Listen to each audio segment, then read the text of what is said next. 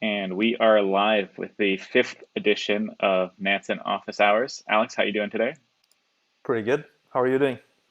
I am doing good. It is December 23rd, 2020. We're a couple days away from Christmas and about a week away from the end of the year. How how's your holiday season going so far? Yeah, it's all right. Bit strange now these COVID seasons, but yeah, ready to celebrate Christmas with my wife and the cat. So Nice. pretty small celebration this year. How about yourself? Yeah. Yeah, agreed. It is interesting times, but the SEC delivered a nice Christmas present to everyone this week with the XRP Ripple uh, announcement. Maybe we can kick this off by just doing a quick peek at an interesting phenomenon this week, which is um, so people are a little concerned that XRP will get delisted from a lot of exchanges, which it most likely will. I think already OSL delisted it this morning. Yep, Um, and a few others but actually. Two others I saw. oh, there you go. Mm. I didn't see that one. So we thought it would be interesting to take a quick peek at at iXRP, which is the inverse XRP token on synthetics. So let's see. Sometimes I have some issues loading when I screen share. So let's first go to Etherscan here and pull up iXRP. You might need to do this one out. Oh, there we go. So we're going to go to token God mode custom. We are going to copy in the token address when my computer feels like loading.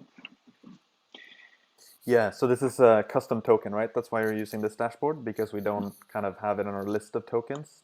Yes, exactly. It's kind of a niche token. There's not too many holders of it, and for the most part, it's fairly dormant.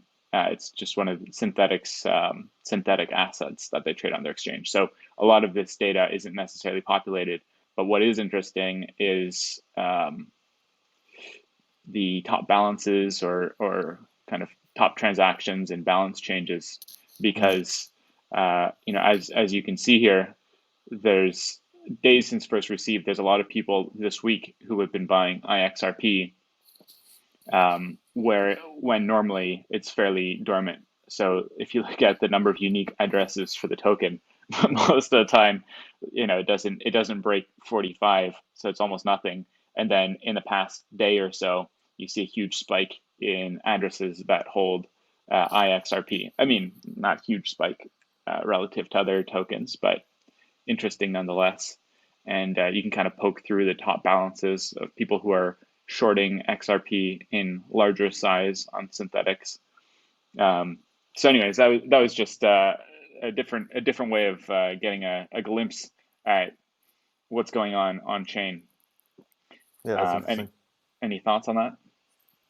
It's pretty cool that you can just see it so easily. I mean, I guess the idea with the custom version of token God mode is that you can input literally any address, any token. So um, if it's something extremely niche that is not listed in our kind of list of token symbols, or if it's something that literally launched 2 minutes ago or a couple of minutes ago, you can then input the token address directly from Etherscan, and you get that token God mode. Yeah, and Um, actually, speaking of that, Mike in the chat asked about us listing DDX, and here would be how you would check this before we actually get it whitelisted. You can just go to yeah, Etherscan or CoinGecko, pull up DDX, get the contract address, and then toss it in here, and you can get all of the information that you need before we whitelist it. yeah. Looks like this is a pretty new token, at least Uh, in terms of listing on exchanges. yeah, exactly. I think they've been doing some farming for a little bit, Mm. some uh, shield mining or whatever it's called. But now I think they're just releasing the the token. Cool. Nice spike there in number of addresses. Yeah, yeah. All right. Cool. Do you want to talk about the real-time DEX trades? Yeah, let's do it. That's we're always launching new stuff. We've got quite a few like beta dashboards that we're peeking at, but and we slowly roll them out. This is probably one of the ones that I'm most excited about. That just in terms of like what it already does and what it can do. So let's maybe you can screen share and we can dive right in on the real Yeah, let's do time it. DEX streaming. Yeah, so the same disclaimer as usual. This is very early days for this feature. But normally when you look at Nansen dashboards, they're very static. So you load them and you can see, the snapshot at the time of loading the dashboard. But we wanted something which was actually real time, first of all. So, very little delay, and also something that literally refreshes on your screen in front of your eyes, so you don't have to keep like refreshing and so on. So this is actually a live stream from basically DEX trades that are happening on the Ethereum blockchain, and we of course have enriched them with the Nansen labels. So you can see the taker, the maker, the from token, and the to token with amounts. Some of them are missing, which is because of this the fact that it's an alpha feature, so not everything is perfect yet. You can also see a USD value so that you visually can spot right away the large trades. So, as we see these trades here, most of them are pretty small, so in the hundreds and thousands. But if we have this running for a little while, perhaps some large trades will come up. You have the DEX, and at the moment it's only Uniswap and SushiSwap, but Lars is literally working on this as we speak to roll out more. Oh, look at this. There you have a look at this. These guys, 390,000 sushi. Someone buying sushi, or and then there's some other stuff going on here. Someone just literally 36 seconds ago did a sushi trade. It looks like. I guess they're buying sushi here, or from USDC, right? Hmm. So that's cool. Someone literally buying hundreds of thousands of dollars of sushi in one transaction in front of our eyes while we're live streaming. Cool. Um, and then we've seen a couple of these DSD trades too, pretty large trades. This is one that happened, a couple of seconds ago, 27 seconds ago, um, where someone is buying for one Ether and 609 USDC for dynamic set dollar. Okay, interesting. Well, this one wasn't that large though. Might have been something in the data there. Interesting. Um, oh yeah, actually, maybe that's the thing with these DSD trades, because it might be looking up the wrong token price. Actually, now that I think about it. Okay, Because this is there's two alpha. DSDs. Yeah. Yeah, this is alpha. So that's what you get. But when we have some of these things sorted out, we're going to release it to Nansen users, and you're going to be able to have this stream basically roll in with all the Nansen labels. And then over time, you also want to add filters so that you can choose to see only the tokens you care about. Perhaps you can also add a filter on value, right? So that you can see only the largest trades happening. So yeah, this is pretty cool. It kind of lets you spot different patterns. I think when you see stuff real time, it just sort of activates a different part of your brain. So combining this with looking at the sort of trends and so on that you see in Token God mode and our other dashboards, I think this will be a very nice complement to the rest of the dashboards. Yeah, absolutely. I could see, during a trading session, someone having this open on a screen on one of their monitors, and just being able to see if who's trading during that session. And at a certain point, we could also filter it down to like our smart money segment, so you're only seeing smart money traders during that session, or once we flesh out the concept of segments a bit more, whether it's smart money or flash boys or anything like that, people can can get even more granular information based on this DEX streaming. Yeah. Also combining it with smart alerts, I think will be quite interesting. So you can get notifications of trades. You might have this on the screen, and then you get a notification, and you tilt your head to the side, right? And then you can actually see the trades that are happening in real Hmm. time in front of your eyes. Yeah, I just saw a trade flyby. It's at the bottom of your screen right now, called Front Runner. Or like, Oh, this guy. we've got them Yeah. listed as a front runner, Yeah. So which is some. interesting. I guess if you see a lot of front runner trades going on, Yeah. uh, it's someone who has their bot up and running. It would also be really cool to see this during liquidations, like any sort of maker Oh man. Yeah. liquidations or anything like that. Yeah. That's a great point. It's funny when markets go a bit crazy. I tend to gravitate towards the really like real time data sources, and uh, just to plug another product that I really like, Crypto Watch is quite nice for watching, for example, the BTC price or Ether pumping, and you can see in real time across lots of different exchanges um, when the BTC price is going at all time high and so on, and for the next time we see liquidations, and probably also when markets go a bit crazy with tokens and Ether, this is going to be my new go-to destination for seeing what's happening in the market in front of our eyes. Yeah, yeah. So let's we can just keep this running in the background, and then we can probably check on it in a little bit and see if anything else interesting pops up. Now, what do you think about taking a peek at the new project dashboard that we just rolled out, Yeah, and segue into a little discussion on ETH2? let's do that. So, I think about 2 hours ago, we shipped a new dashboard for a project that we have worked with called Lido. And Lido is an ETH2 staking project.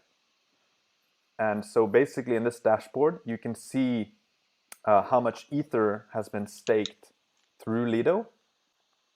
And you see that it basically launched on December 18th, and it's been linearly growing up to 7,693 Ether being staked via Lido.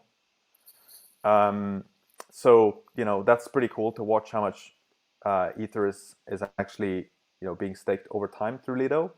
You can also see the token price against Ether.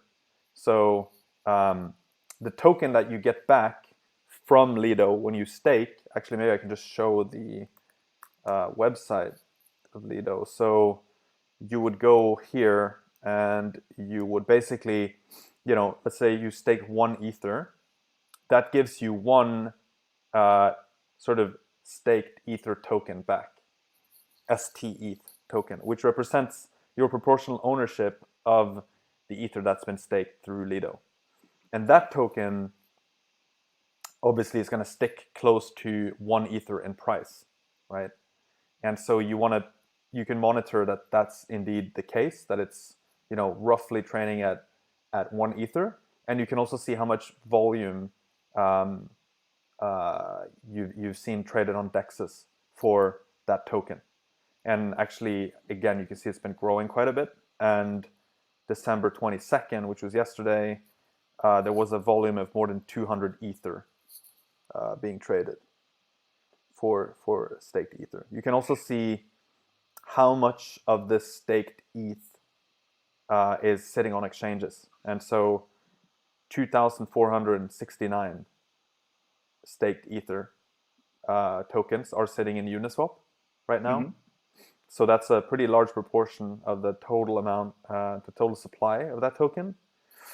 And then you can go down and you can also see who are the top balances for this token. And Uniswap is the largest one, 32% of all these STETH tokens. And one more table we have down here is the largest individual staking transactions. So that corresponds to, sorry, here's the widget. When someone goes in here and they actually make one staking transaction, that would be one row in this table.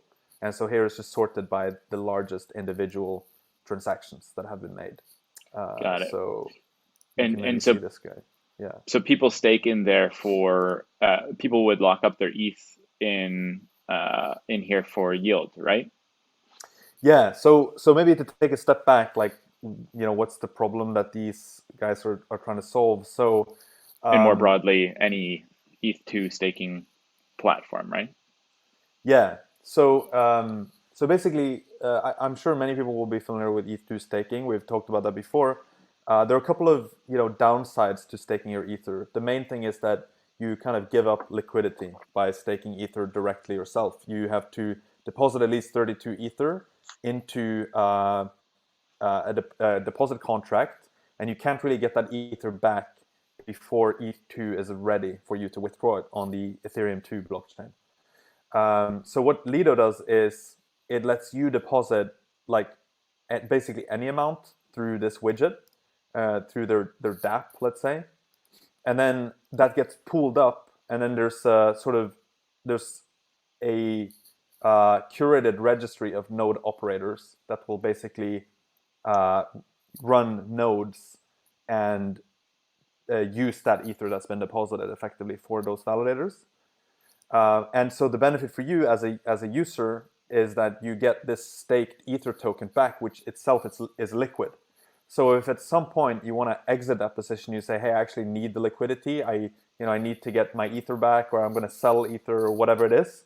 You could then basically convert that token through Uniswap, for example, and get back your ether. So it's commonly referred to as liquid staking.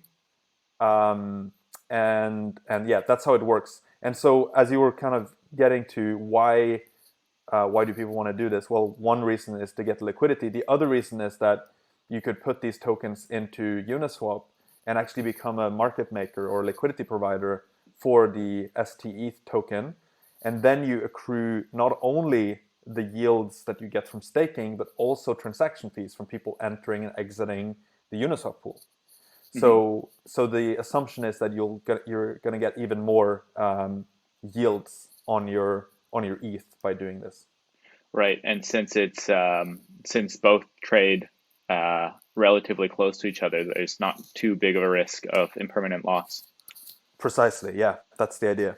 And Uh, so we see Uniswap here. I think it's very likely we're going to see a Curve pool come out soon because Curve is really optimized for the use case of fixed price assets or assets that are pegged basically against each other or the same mhm. pegged against the same asset.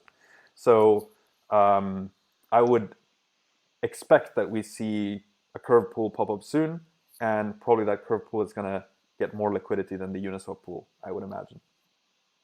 One thing that we added to our ETH2 beacon chain dashboard is APY.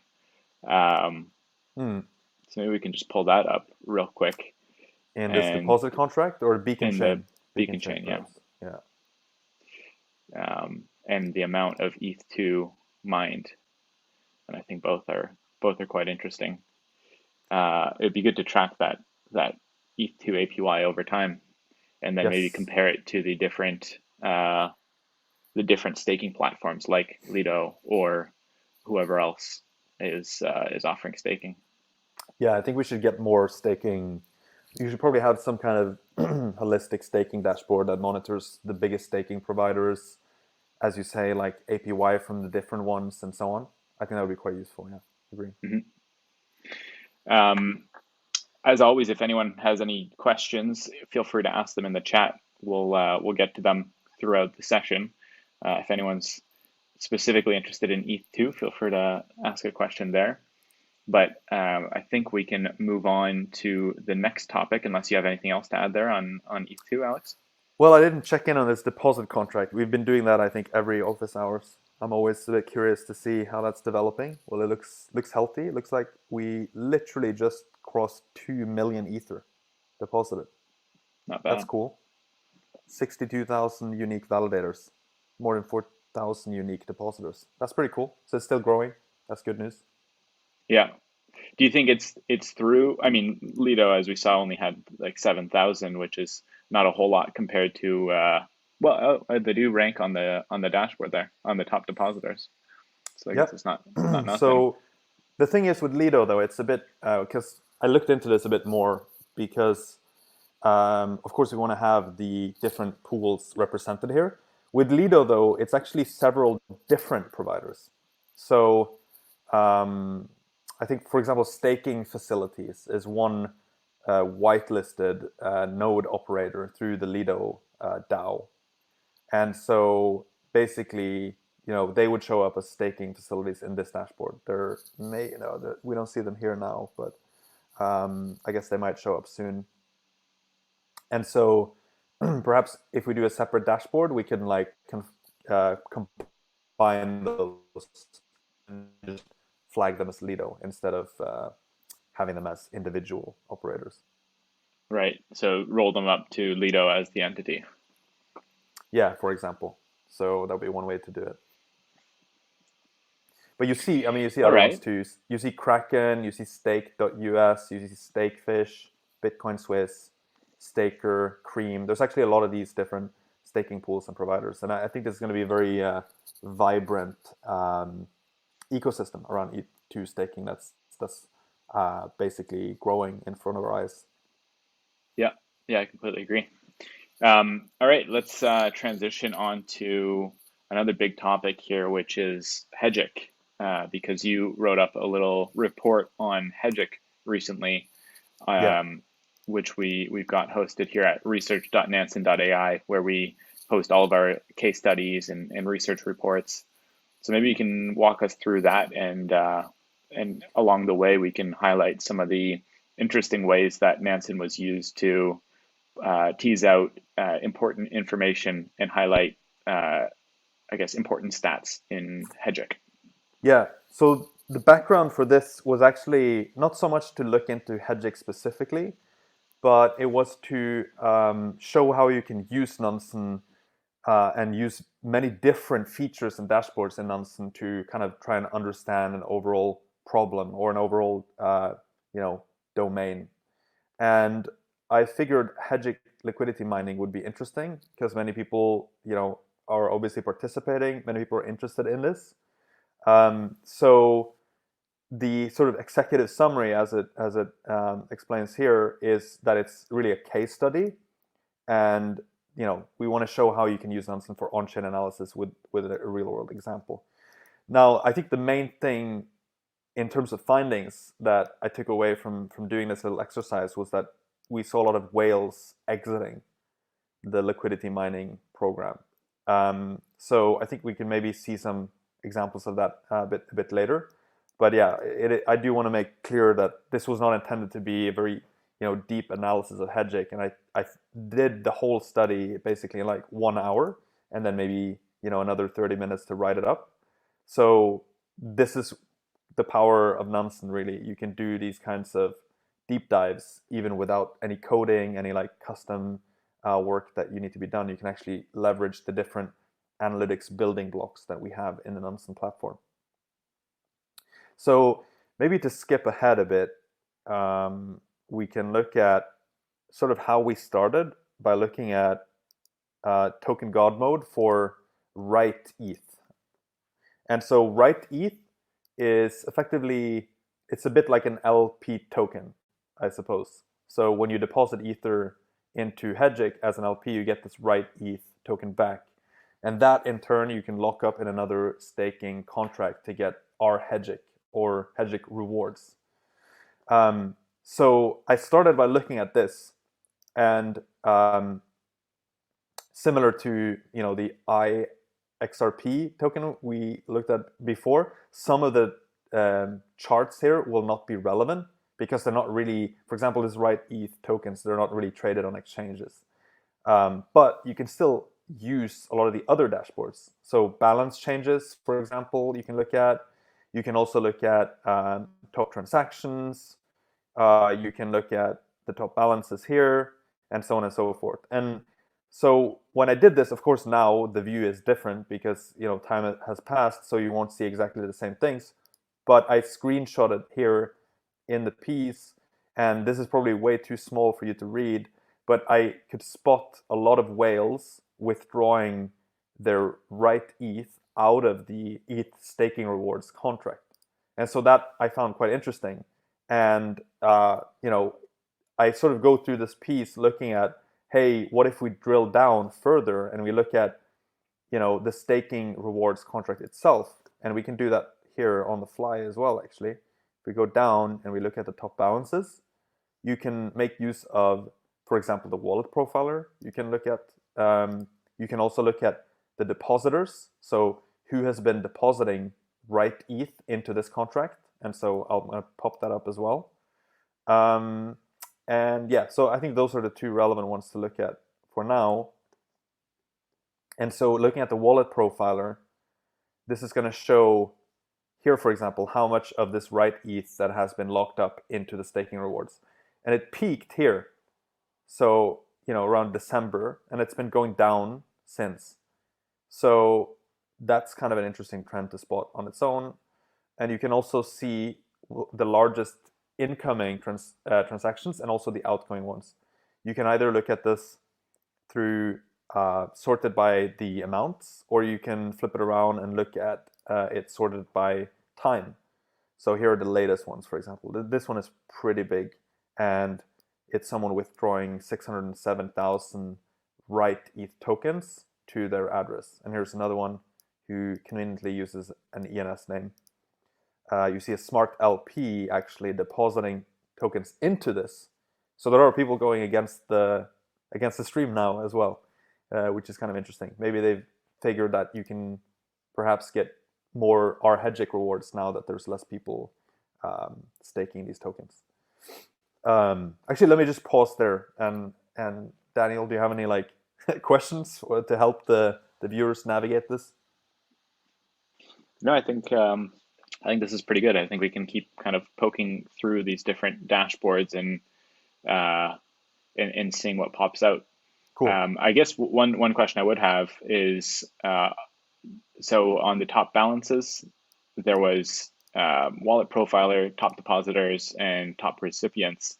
In general, what is that top recipients column for? Maybe we can just highlight that and mention where that would be useful normally. Yeah, absolutely. So depositors, first of all, is useful to break down, this 47 million, who actually deposited the 47 million into this contract. That's what depositors help you show. And that's, what you can see here in this dashboard. Recipients is the inverse of that. So if you see an address that's been distributing a lot of tokens, for example, it could be in an ICO, or it could be a yield farming contract that sends out tokens to the yield farm participants, that would be very useful. So we can actually spin up token god mode for R-Hedgic, which, as you might know, R-Hedgic is the token that you earn through the staking program. And so when you look at R-Hedgic, it would be more useful to look at the recipients breakdown, because then you're looking at who actually received the most R-Hedgic tokens from the staking contract. So that's how that's different from the depositors column. Is that clear? Yeah, I think so. Cool. In this case, on the right ETH, so Yep. Going they back would to be that. depositing ETH and then receiving right ETH, right? So it would be, wouldn't it also be interesting there to see who received right ETH, or how is that different? Not really, because it's always going to be the most right ETH you can get from the staking rewards would be whatever you deposited into it. So at most it would be 0, if that makes sense. Oh, got it. So it's In one net to one. terms. It's like, oh, as you mentioned, it's like an LP token. It's Yeah, kind of exactly. You don't earn more right ETH by okay, depositing. You earn R-Hedgic tokens. right. So abstracting that out to other, I guess, projects. One would look at depositors for a any staking contract where the underlying asset doesn't really change. Is that right? Yeah, you can look at depositors for whoever has been depositing funds into a contract. So some examples would be to look at who's been depositing the most wrapped Bitcoin or USDC into a yield farm. It could also be who's been depositing into a governance contract or a staking contract. So, for example, who's been depositing sushi into the X sushi or a sushi bar contract. Those would be good fits for the depositors.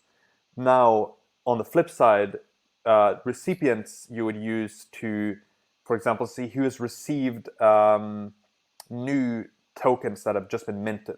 So, for example, in Wi-Fi, you could look at who's been receiving Wi-Fi tokens from the initial rewards distributor. Right. So that would be, I think the most common use case would be for, distribution type contracts, either ICOs like token sales or yield farms that actually, pay out some token.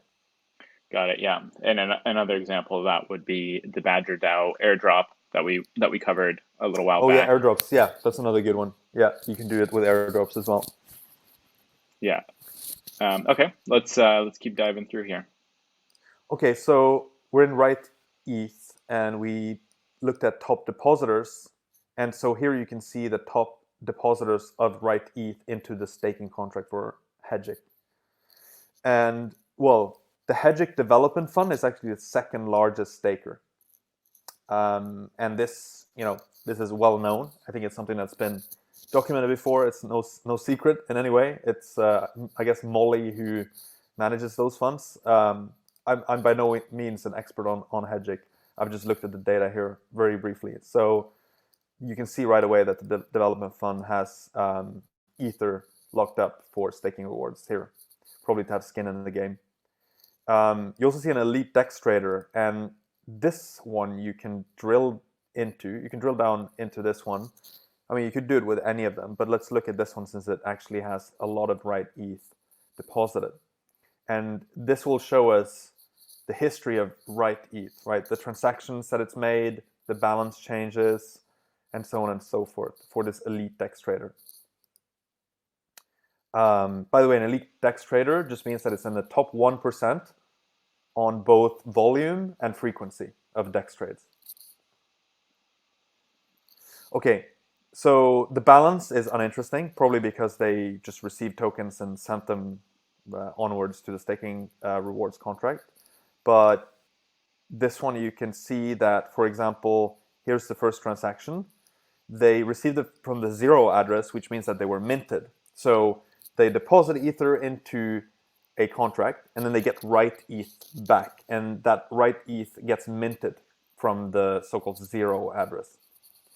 And they took that amount of tokens and just immediately deposited into the Hedgic staking rewards contract. And they did this, once, did another time here, and then a third time there. And this one is a withdrawal from the ETH staking rewards, which they then just deposited back in later. Perhaps they were checking that the withdrawal functionality actually worked. So this just shows what they've been doing with the collateral, if we can call it collateral, like the underlying tokens that have been used for farming. But you could very easily check what this address has been doing with the Hedgic tokens that they've been earning. So the way I would do that is I would literally just replace the token symbol in the URL, because we're looking at right ETH, but you could look at Hedgic and just write that like this, and then you reload it, and it's going to show what it's been doing with the Hedgic tokens. So you might want to figure out if they're dumping those tokens, if they're just holding on to them, if they are providing them as collateral to a lending platform. That's not really relevant in this case, but that could happen.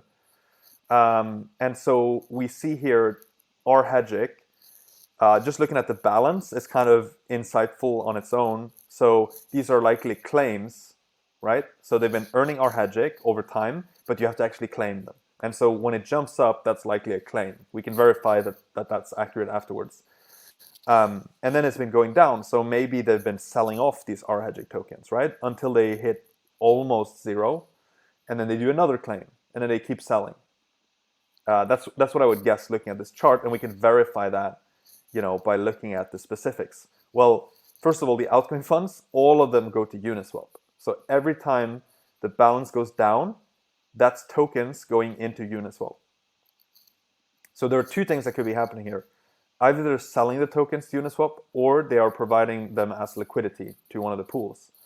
And again, you can go as granular as you want. So you go down to the individual transactions.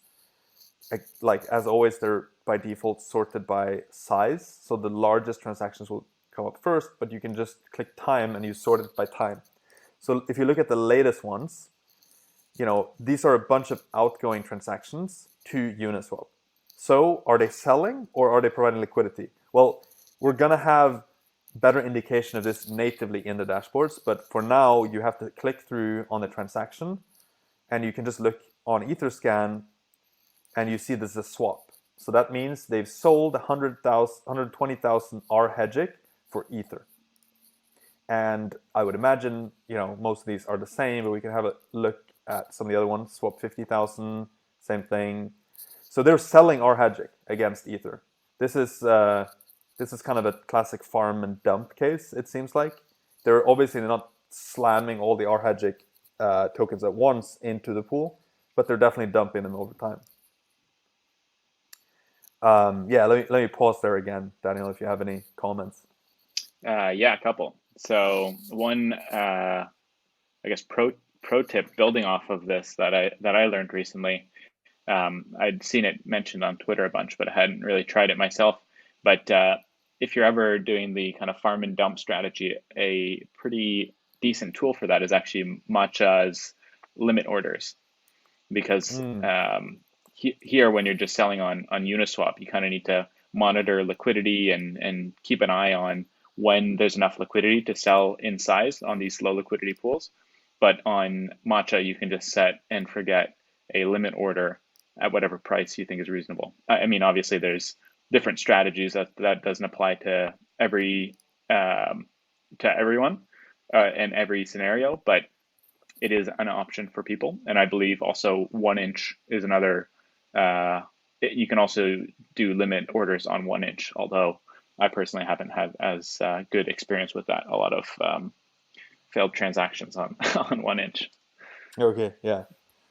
This is cool Um, though. So can you use this for like stop losses as well, or is it only for just you'd pay like place a yeah, higher price if you're selling, for uh, example? I don't know about stop losses actually. Um, Yeah, it's yeah, probably just I don't think. normal limit orders, right? Yeah, Yeah, exactly. That's my understanding. Although it would be very cool if they had stop losses. yeah, I'm sure they're working on more complicated order types, or at least it's if it's possible, they'll probably roll it out. yeah. I Going, guess like on-chain stop losses is a bit risky as well though, because they could be scalped, right? But yeah, yeah, that's something I'm not sure if you can actually pull this data, because when you set these orders up, you don't actually pay any gas, or yeah. you yeah, the way that you're paying gas on here is different than when you're normally doing a market order on Uniswap, for example. So My guess would be, as much as built by 0x, my guess would be that the order is actually off-chain. Um, I worked. Fun fact: I used to work a bit with 0x as a consultant in 2019, um, and from what I recall, basically the orders are hosted off-chain. So you have a relayer that hosts the order book, but the orders are signed, which means like if someone wants to come in and take the order, you can basically execute it because it's already been signed by the maker. So my guess is that, without being 100% sure, my guess would be that it uses that kind of technology under the hood. is it possible to access that data? Like, could you see all these limit orders technically? We can probably reach out to 0x. It would be pretty cool to show that. I would imagine that it should be hosted somewhere, right? So yeah, I would imagine there's a way to get that data. Yeah, In sort of the first versions of 0x, you would have had to like scrape the relayers order books to get that. got it. Yeah. Going back to the wallet profiler for token, uh, quick feature request. A button that just quickly lets you switch from wallet profiler for token straight to wallet profiler. for that same wallet. Yeah, that's a good one. And That's a good one. Can we uh, write that down? yeah, I'll write it down. Yeah, I do this a lot too. So I actually want that feature myself. And on that note, maybe we can actually just go straight to Wallet Profiler for this address and see what else they're involved in, because it seems like they're pretty. Wow, that was pretty cool what you just did there. Yeah, I don't use those shortcuts, but that was awesome. Maybe you so can the other talk thing you about that. can do in the absence of that button, which we will add, is you can just create custom search engines in Chrome. So, for example, I have on my computer WP, which uh, you know basically sets up the wallet profiler and just have to input the address, and it sort of generates the URL for that on the fly here, and so it'll show the wallet profiler for that. So that's like a workaround for now, but yeah, we're going to add a button as well. Very cool. Yeah, so let's look at this one, the Elite Dex Trader. We can see we've made some improvements to the wallet profiler dashboard as well. The first thing that I think is useful is to just get a kind of the history of this address. So this has been active since mid 2018. So it's not a very new address. It's someone that's been active for a while. You can actually see the RHegic tokens over here. Um, and you can see their activity level. So the most active they've ever been looks like it was on August 12th, where they sent 190 transactions, which is a lot. You can also see the time of day. This looks to me like an Americas-based entity, just looking at the pattern. So, waking up around noon UTC, which I don't know if you translate that to like New York City time or something like that, or Buenos Aires times, or what that translates to. Um, and then maybe there's lunch hour around here, and there's a bit more work, and then they go to sleep, in this region around midnight, perhaps in their time. So that gives an indication of like where in the world this entity might be. And also the day of week activity. You see, they're a bit less active on weekends, but not that much. So it doesn't look like necessarily an institutional account. Um, yeah, and here you see some of the stuff that they're using. They're getting Ether from Uniswap, Aave, Cream, Wrapped Ether, SushiSwap, Compound, OneInch Exchange, Percent, Mooniswap, Alpha, lots of different projects. So it's probably this is a relatively pro account, which also is reflected in the fact that they're an elite DEX trader. And then you can look at the top interacting wallets, which in a way is similar to this view up here, these donut charts, but it's at the individual address level. So you can click these and sort, for example, looking at where did they get most of their Ether from. So this Uniswap router, which indicates I think they've been trading. I think it's not used for LPs, but sorry, for liquidity provisioning. I could be wrong though. SushiSwap as well, and lots of these different addresses. Yeah, there's a lot of investigation stuff you could do here. I mean, one thing that I often look for when I use Wallet Profiler, if I want to try to figure out, like, not necessarily who they are, but if I want to link, for example, multiple entities together or multiple addresses together as the same entity, I might see if they have any exchange deposit addresses, because they tend to be static over time. So we can see right away, let's see if there's any like Binance deposit. Here we go, like Kraken deposit. But it's only one Ether transaction of 20 ETH. So maybe not that revealing. If they have multiple deposits to the same uh, exchange deposit address, that's often a better signal. Actually, maybe we can do ETH transactions out instead and see if there's any deposit addresses.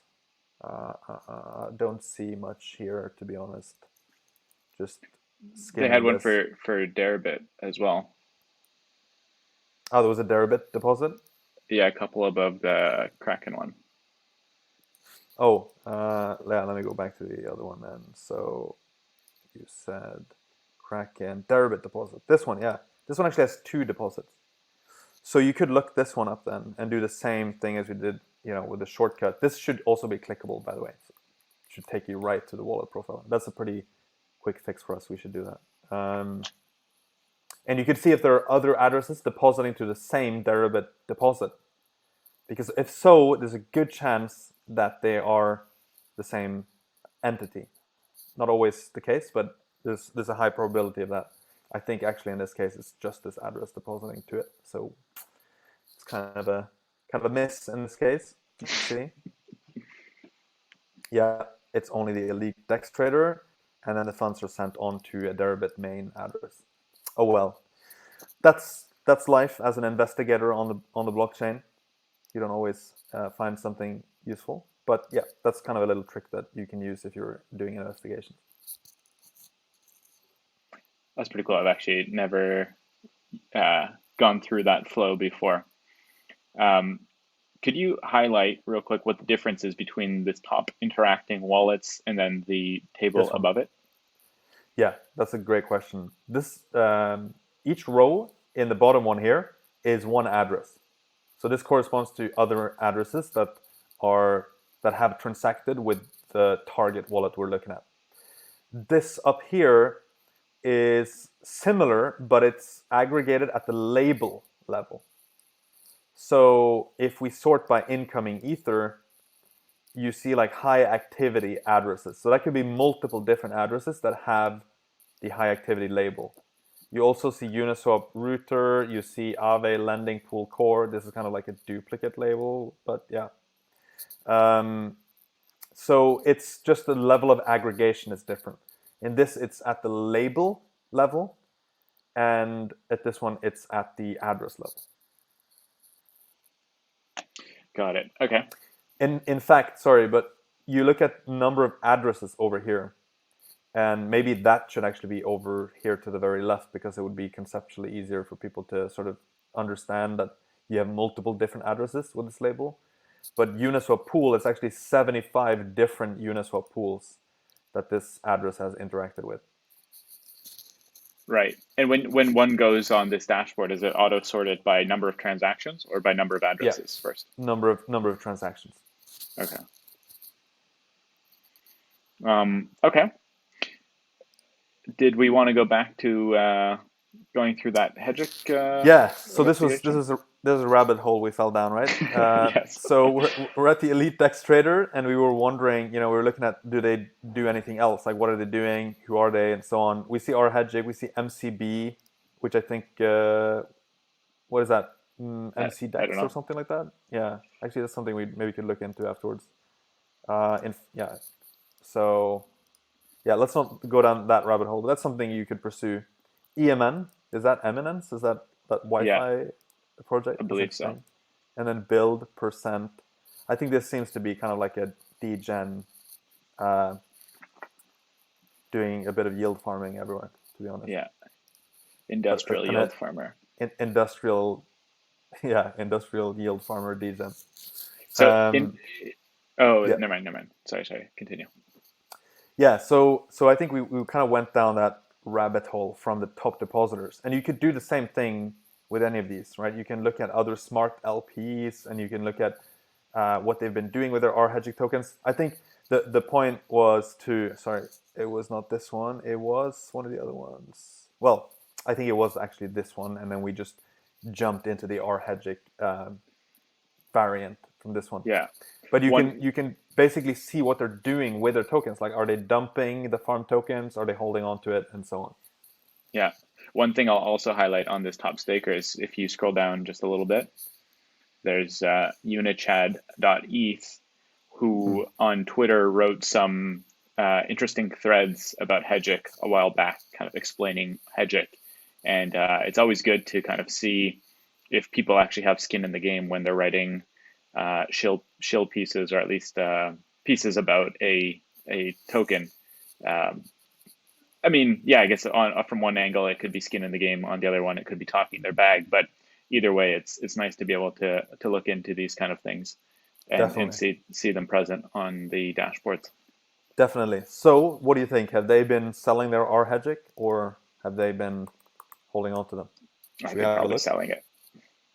If I were to guess, if I were a Selling their betting man, R-Hedgic. Let's see. drum roll. Yeah, drum roll. Exactly. You could also check if they hold Hedgic tokens, if they've been buying Hedgic. Oh, look at that. Oh wow. Okay. Accumulating. So Unichad is bag holder confirmed. Good for them. Let's see though. Let's. Seems like some of it's going to Uniswap. Let's see. Let's sort by time. Ooh, they sold one R-Hedgic, or maybe Just LPing. Let's see. Or just it's a just one. test. It doesn't really matter. It's a swap. Um, yeah, looks like they're just accumulating. Unit Chad is going all in on Hedgic. Yeah. Looks like they also moved some funds from an old Unit Chad address. The star indicates that it's Right. a like former ENS name. Should we have a certain like expiry date? Like if it's a year ago that they swapped it? I guess it still is interesting if it was a year ago. I Maybe think is it's even more interesting if it's even older. yeah. In my experience, it is pretty interesting to see what people used to have as an ENS name. Yeah. It's interesting. There's that like Anthony Gossage guy, or however you pronounce his name, that is Oh like yeah, on all the leaderboards, but it's an old ENS address, and I guess this I don't know one. if he, yeah, yeah, yeah, Yeah, he's like a top balance on so many different spots. yeah. I have no idea who they are, or but you know, definitely a whale active in yield farming and investing in DeFi. Hmm. Okay, back to uh, back to the investigation. Yeah, someone should ping Unit Chat, tell them we're looking at their address. We're watching you. Yeah. Well, this is a voluntary. Um, I don't want to use the word docs, but I guess it is a voluntary docs. They made it Self-reporting. self-reporting. That's transparency report There we go. Yeah, for trade in for public. trading in public. Yes, social blockchain as a social medium. Yeah, I mean they're using the ENS name and they've got the same ENS name on Twitter, so I guess they are happy to show their bags to the world. Yeah. Yeah, so I mean, yeah, you were saying that you can spot stuff like that, right? You see someone on Twitter, you can actually see their ENS name, and you can see if they're actually, walking the walk, not just talking the talk. Hmm. Is there other stuff to see Well, here? welcome, State. State just joined the chat. Oh, cool. Speaking of Welcome. on chain Twitter whales. Yeah. We also have the sixth Wi-Fi farmer active in Hedgic mining. Yeah. So do we want to keep poking through these, or I guess we're coming close to the end of time here. We can either keep poking through these, or we can go back to the old The case deck study. streams, which I Yeah. think State didn't see yet, Yeah. and we can So just peek there. so Go maybe ahead. maybe for people who want to sort of go even deeper in the Hedgic rabbit hole, you can definitely read this post. Just go to research.nansen.ai and you'll find it, and it has links to all these dashboards that we're showing here. But yeah, let's do what you said and jump back to the live DEX trades and see if there's anything interesting happening. Sitting around what do you say? Like sitting around the fireplace Yeah, or the campfire, sitting around the campfire, just watching watching the blockchain.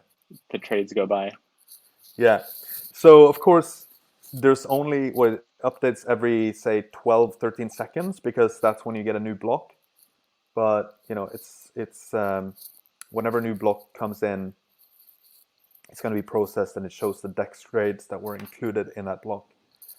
Of course, now nothing's happening for some reason, which is like typical when you're doing a demo. Who knows? Maybe it's just a bit slow, or maybe it's down.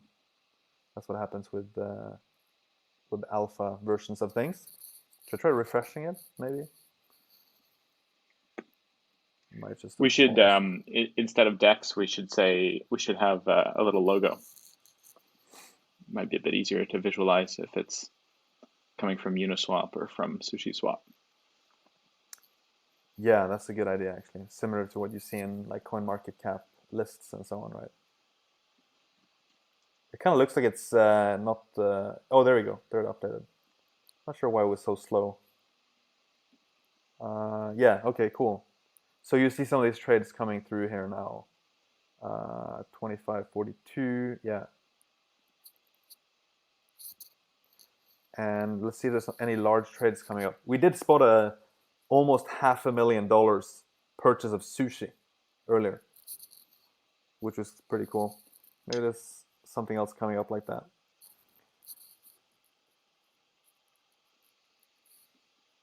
And we already discussed that the DSD is not right because the pricing is off, right? We just changed the pricing source for this today, so there's probably a little bug there on DSD.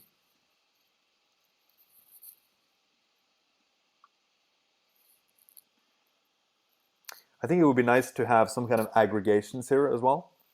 You know, like the something like volume per token in the last hour, and you have like just the top ranking of which tokens have been traded the most in the last hour, Hmm. and it just updates real time as well. Yeah. Um, And of just course, brains filters. filters, yeah, and then brainstorming off of what State just said about it could be cool to check who's depositing in various tokens. He mentioned ESD. I wonder if Mm. we could do not just DEX trades, but also just any on-chain activity streamed here by specific project. So Mm-hmm. I mean, it's kind of like what Etherscan does, but we're overlaying our labels onto any interactions with a certain token, whether it's trades, deposits into exchanges, or staking, so on and so forth. Yeah, that's a good idea. That's definitely something we should consider.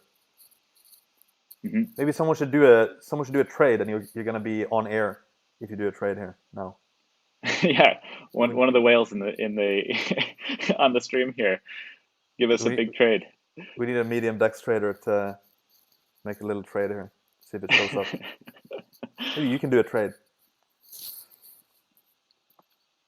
Just buy your favorite shitcoin live. Uh, Me? yeah. Th You see, there's a bit of bugs here as well. Like, I mean, this one does not maker and taker, and I guess the tokens um, are not listed, so that's not very useful. That needs to be fixed. Mike in the chat here had a good feature request or a UI request, which is being able to set the number of rows that are displayed on uh, on the table Mm. here. Is that I guess here we have more flexibility since this is not on Metabase. Is that Yep, even that's right. possible on the Metabase interface? In Metabase, it's not really possible, but here it should be possible. Yeah. Okay. Um, is it just because I'm curious, like if it's just because it's like too much now, or if you want to actually have more? Because maybe Yeah, we just need to I'm update guessing it's the. not on I'm guessing it's not on this one. It's on the normal Metabase Oh, okay, tables. got it. So you're not Yeah, clicking through quote for eternity. yeah. That's a good point actually. So yeah, we are gonna in 2021, which is not that far away. We're gonna roll out Nansen 2.0, which will have what we call native dashboards instead of the ones that are currently based on Metabase, and that gives us a lot more flexibility in how to display the data, including things like I guess resizing or customizing things a bit more. So I think that's going to be a major upgrade for the user experience. Definitely. Plus dark mode soon. Yes, TM. dark. I'm almost tempted to show what that's going to look like, or at least The the first version mock-ups. of it. Yeah, it No, might be let's too early though. we can show it next time. This will Yeah, be for next. incentive. Okay, next office hours. Well, it's pretty early. I mean, it's going to be in the middle of like Christmas and so on. Maybe the one after we can show like the mock-up, yeah, for Nansen 2.0 and what it might look like. But yeah, it does. use dark mode as the default. Yeah. All right. Well, I think now's a good time to start wrapping it up. Mike, just a quick note there. Ping me on Discord or on Twitter if you don't mind, and I'll share that thread that I saw about Unichad and his Hedgic thread if I can find it. Uh, so yeah, I guess just wrapping things up. Thank you everyone, as always, for joining our office hours.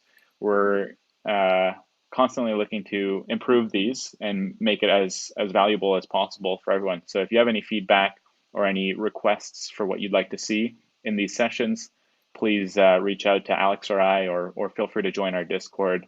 The team is watching the various channels, so you can ping in the public ones, or again DM us privately and we can chat. Alex, any parting notes?